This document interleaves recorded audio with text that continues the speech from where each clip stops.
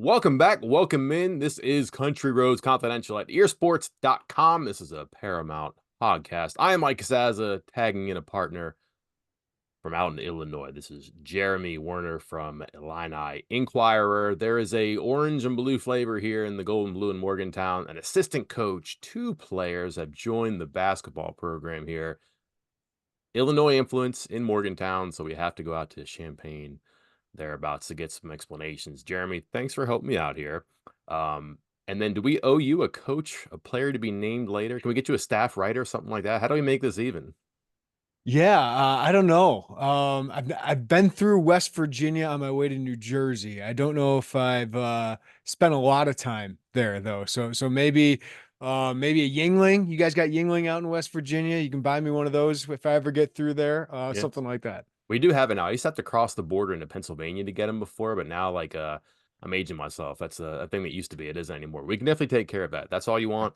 Piece of cake. We can do I'll take that. You're getting three guys. I think when I think of West Virginia and Bob Huggins, I think of three guys who kind of fit that, and I think three guys that this program will really like. All right, let's talk about that because there was obviously a connection between Brad Underwood and Bob Huggins. I'm not saying that Chester Frazier is a Bob Huggins guy, but it's certainly one of the proteges. Um, Gets an assistant coach. Maybe there's parameters that match Bob Huggins, but more to that, West Virginia also did recruit Sincere Harris, had some conversations, I guess maybe more with Amani Hansberry. Harris, not so much. Interaction is not an offer, I don't think, but they kind of fit a little bit into the West Virginia image a couple years back, at least, too. Yeah. You saw them up close and in person. You know a little bit about Chester Frazier as well, and you made the connection to West Virginia. I'm not saying connect the dots, but what about those players and that assistant coach does kind of align with what West Virginia had been and what it may be now? Well, I want to start with Chester Frazier because Chester and I were in the same class at the University of Illinois. He came in, I came in after that 2005 run to the national championship game, which Darren Williams, longtime NBA All-Star, Luther Head was a first-round draft pick, but D Brown was the face of that team. And Chester kind of looked like D Brown with the braids, the headband, everything, but he was a completely different player, and it was all about defense. Chester Frazier was an under-recruited guy that Bruce Weber found out of Baltimore, had a really rough upbringing where he lived in poverty for most of his life, but he made it out through basketball, and it was mostly through grit, determination, and effort. He was not a great scorer. I think he averaged about 5 points a game for his career, but he was a team leader, a team captain, and really an overachiever throughout his life. And, he was a great defensive player. And he, became an assistant under Bruce Weber in his mid 20s. Played Bruce Weber got him out of professional basketball overseas. I believe he was in Germany at the time and brought him over to that Kansas State squad that they won two Big 12 championships with Chester on the staff. They went to an Elite Eight back in 2018. And then when Brad Underwood had three assistant coaches all leave him in the same offseason after Illinois earned the number one seed in 2021, famously lost to Loyola in the second round of that tournament. But Orlando Antigua and Chin Coleman left for Kentucky, and Stephen Gentry left for Gonzaga. Chester Frazier was one of the first guys that Brad Underwood brought on staff just because he knew the place. And I think he really, Brad Underwood played at Kansas State. He's coached at Kansas State. So he had heard good things about Chester, and getting an alum at that time was a really popular move. But he also just kind of epitomized Brad Underwood's everyday guy culture.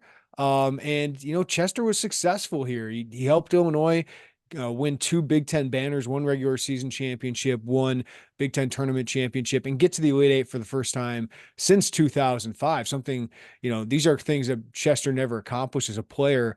But the last several years, last 2 years especially, Brad has really leaned into the transfer portal. Illinois has become one of the haves in college basketball, not only because there's success in the court, but it's a really passionate fan base. They have deep NIL pockets, and playing in the Big Ten helps when you have that kind of money to spend on your facilities, your coaching staff, all of that. And Chester at heart is a guy who wants to develop. He wants to find his guys like a Sincere Harris, like an Amani Hansberry, where I think he can really develop those guys. And he's a defensive guy. And Brad Underwood has done this pivot from the West Virginia style that he kind of brought into Illinois early on and he's gone more towards offense wins championships. And that's just not who Chester Frazier is. So the reason Chester left his alma mater is because one, I think Brad Underwood just didn't see the fit there with him from his side of it. And Chester wants to be a head coach and to be an associate head coach at a place like West Virginia, a proud program. It's had a lot of success under Darren DeVries, who's I really respect from what he did at Drake. I think it just made sense for those two to part their ways because Chester just feels differently. I think he thinks defense still wins championships and still is a big part of this, and he wants to develop guys. So I think he's a really good coach. I think he's a better fit there because his East Coast connections in Baltimore, Maryland, Washington, D.C., it's easier to do that. And you've already seen like Amani Hansberry is a really good player. We can dive into that a little bit more. I think he's going to be really good at West Virginia. But Jaden Epps was another guy he recruited out of that area that went to Georgetown and transferred after 1 year. A lot of those guys were transferring after 1 year just because it didn't fit with Brad Underwood after a year. But I do think he brings some things to a rebuilding West Virginia program that can play well. All right, great stuff, Jeremy. You laid out a lot of thoughts I had there too. I think you look at alma mater, two-time All Big Ten defender there, doing great work, good money too. Why would he leave to come to Morgantown? And sometimes you think a bad thing happened, but it could be a good thing too that aligns with what he wants in his career, and he's going to do it his way. Why not do it at a place that'll have you? So that answers all that questions. And by the way, he Yeah, and brings I some think the pretty other thing, sorry to interrupt you, yeah, Mike, but like he's probably going to be a head coach in East Coast school.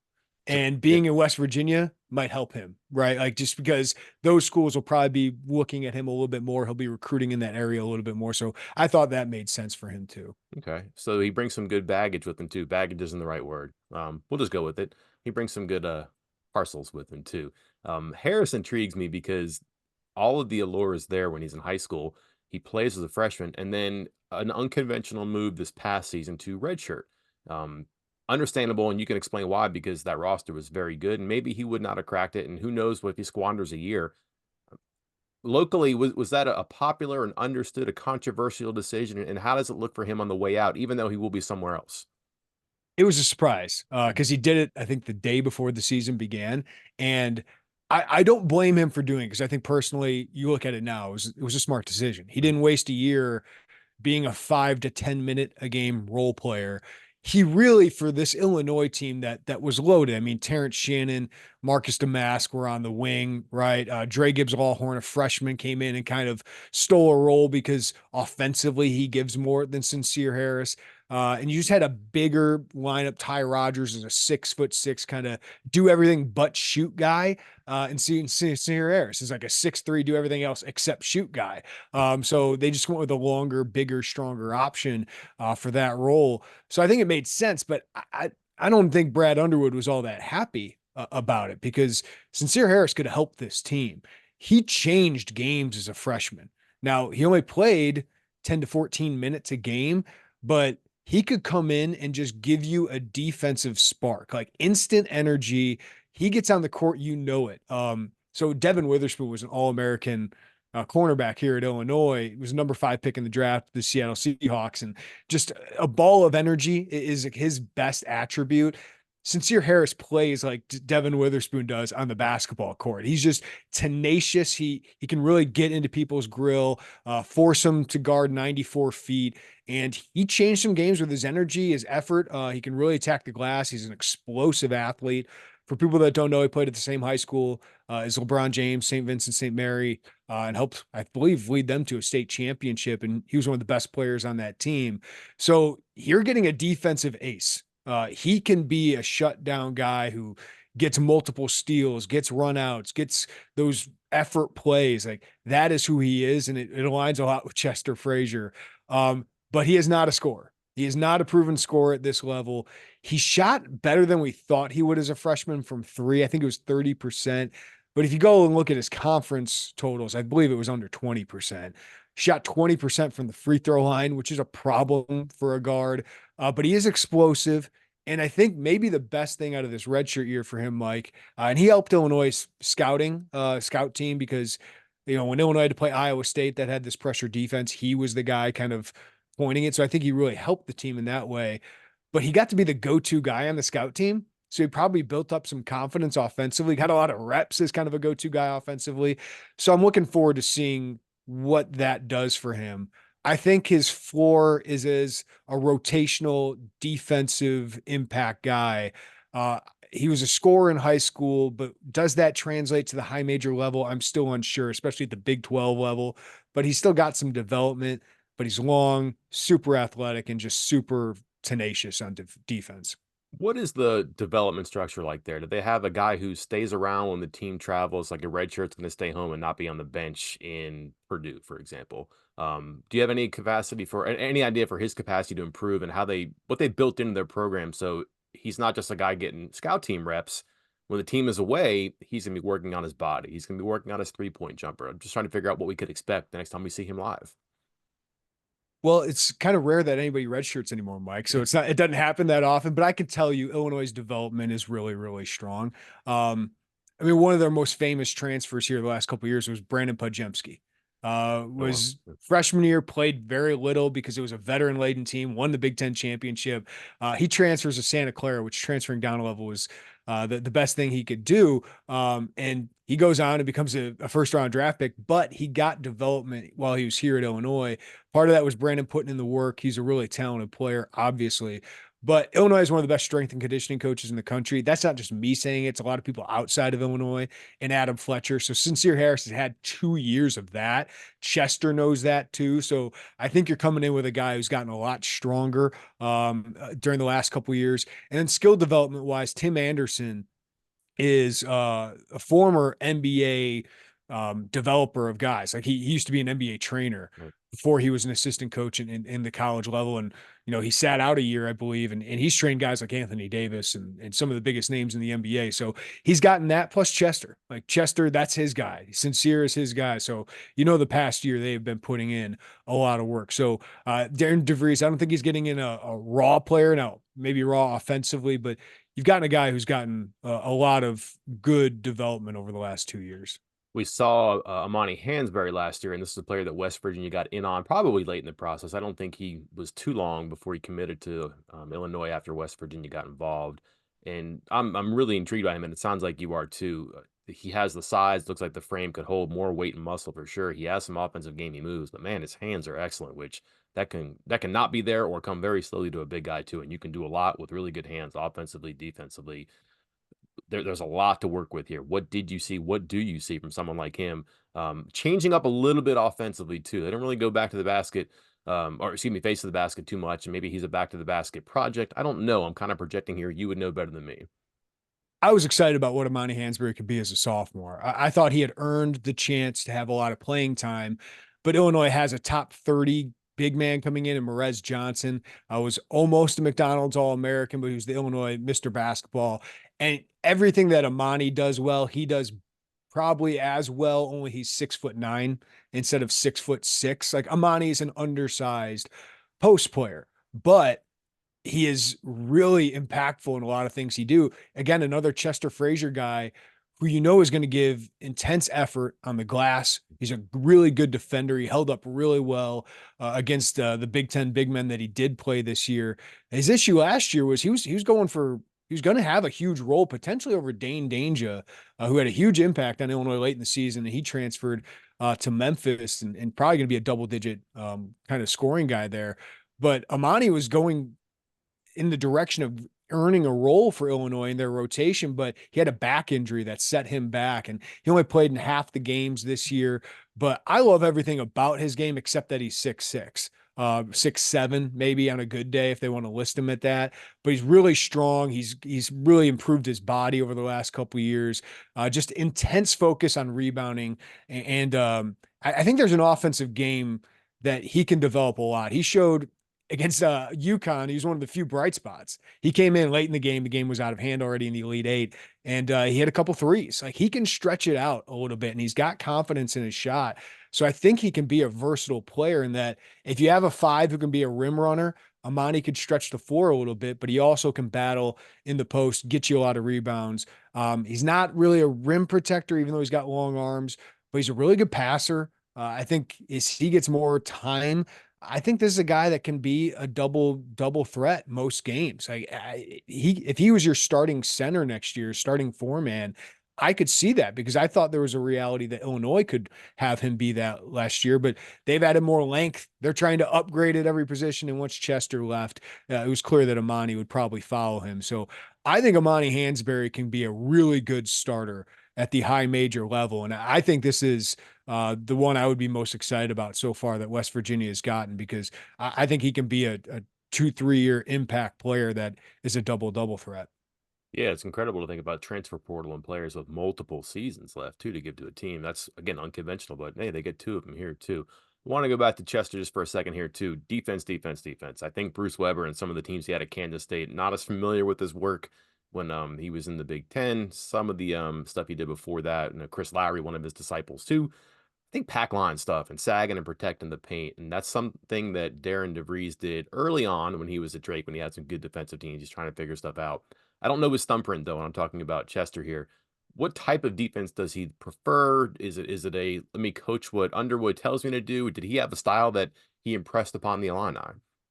Yeah, Underwood has certainly gone to a drop, kind of pack line defense. Illinois' philosophy the last couple years under Brad Underwood has been force tough twos, Yeah. stop things at the rim, collapse on people that are driving, and run people off the 3 point line. So there, if you want to shoot mid range jumpers and runners and beat them doing that, they're fine with that. They're going with the math. I do think Chester would like to be more aggressive on the perimeter and get guards who can get into people.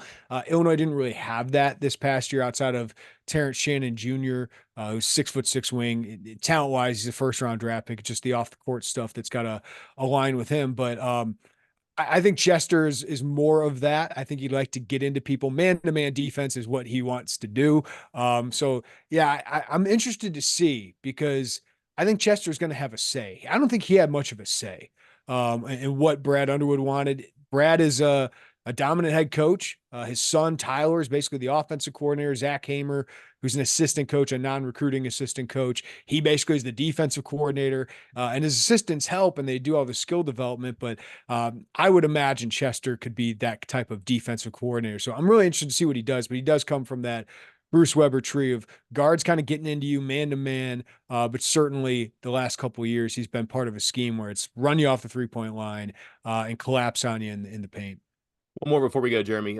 West Virginia fans are familiar with Brad Underwood for a couple of reasons. One, Oklahoma State in the Big 12 brief amount of time. Prior to that, he really popped the balloon of a great West Virginia team when he was at Stephen F. Austin. He had Thomas walk up. They pressed. They were really kind of like punch for punch with West Virginia. They were like a smaller version of West Virginia and beat them in the first round of the tournament. It was a stunner. Did you foresee something like this when you got a guy who was mid-major for so long, cup of coffee in a power conference, and then you drop him into Illinois in the Big Ten, which again has played for national championships, has great pedigree, great potential. You've mentioned some of the resources here too. Overachieved, underachieved, achieved. How happy is he? How happy are the people there? Because it doesn't seem like an offseason carousel comes around where someone doesn't say, I think you can get Brad Underwood from Illinois. And I always go, are you kidding? Guy's pretty Yeah. happy there and doing good work too. What's the mood? What's the temperature there? Well, obviously, after this past year, like Brad Underwood got the gorilla off his back of finally getting the second weekend of the NCAA tournament. He'd brought Illinois back to the Big Ten's top tier. And for people that don't remember, like when Bill Self was here for 3 years, Lon Kruger, Bruce Weber, the early tenure when he had Bill Self's recruits, this was as good of a program as Michigan State. And then Bruce Weber just was unable to keep it there. He just didn't recruit at that level and just did not have the talent that they needed.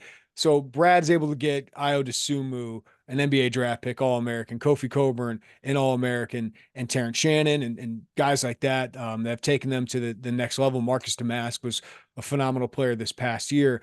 But to go back to your West Virginia roots here, I thought when they hired Brad out of Stephen F. Austin running this spread offense, running this press Virginia kind of defense, I thought he was going to be Illinois' John Beilein.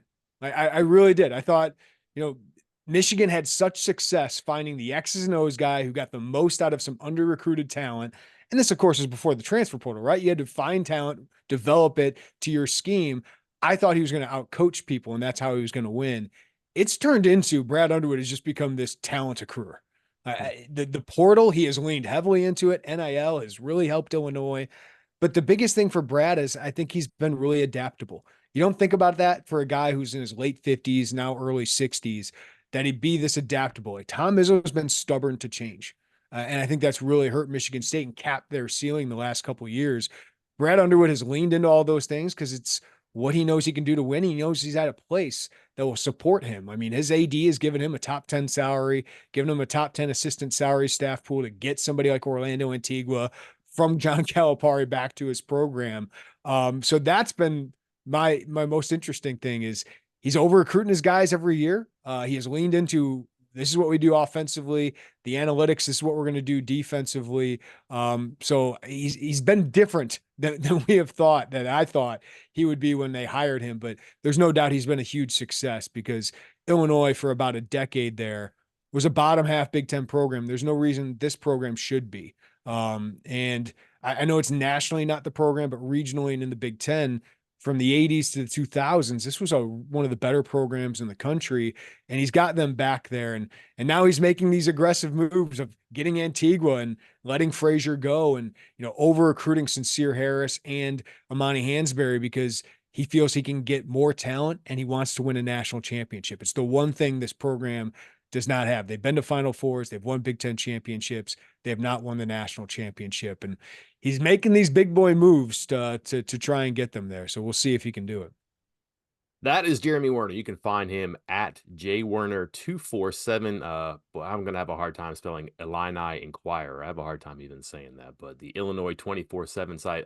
That's been a go-to for me for the last couple of weeks, trying to figure out who's coming aboard from Champaign. Nobody else left in the portal from Illinois that West Virginia can get their hooks into, right? I think it's empty right now. Well, Luke Goody just entered if you need a Oh, shooter. But it oh, sounds like the Indiana kid is going to get a lot of Big Ten yeah. interest here. Another good player that's made a good impact for them. But Chester didn't recruit him. So I don't see that happening. I think he's going to stay in his Big Ten footprint. But yeah, Illinois has only got 3 potential returning players, depending on if Coleman Hawkins comes back for a 5th year. So their roster reconstruction has been pretty absolute here. West Virginia has 5 right now, too. So we could put together a pretty good team, I would think. That's right. We'll see what happens. If we need to, we'll give you a call. That's Jeremy. Jeremy, thanks a lot. Literally couldn't have done this without you. Until next time, I am Mike Casaza. We will talk to you then.